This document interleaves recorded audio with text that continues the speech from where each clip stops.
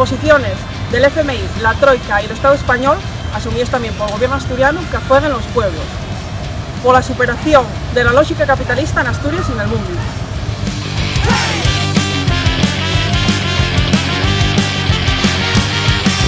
Avante el pueblo combativo, avante les ganes de luchar. Violencia son desahucios, no petardos ni piquetes. Resiste la solidaridad. Es contra el adoctrinamiento, mercantilización del enseño y emigración forzada de la mocedad por un país en el que todos vivan, estudien y trabajen. Queremos ganar.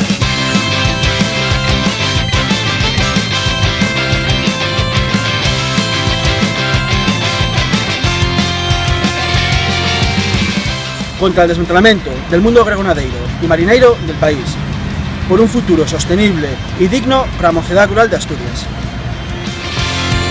Avante la clase obrera, avante conciencia y unidad, en lucha en sin miedo. Al patriarcado y todas las formas de violencia que carecemos, por una Asturias de mujeres y moces libres que seamos dueños de las nuestras vidas y de los nuestros cuerpos.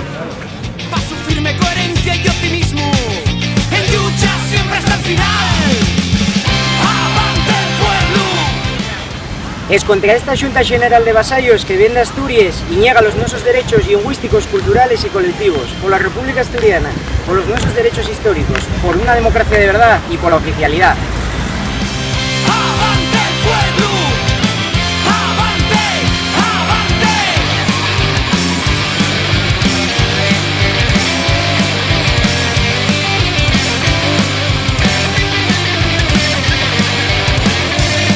Queremos techo, tierra, trabajo, pan, salud, educación, independencia, libertad, justicia y paz. Este lunes 8 de septiembre, manifestación a las 12:30 en el Paseo Los Álamos de Oviedo. Y para seguir aquí, la Plaza del Paragües, acto político, xanta popular, xogos tradicionales, música del país y mucho más.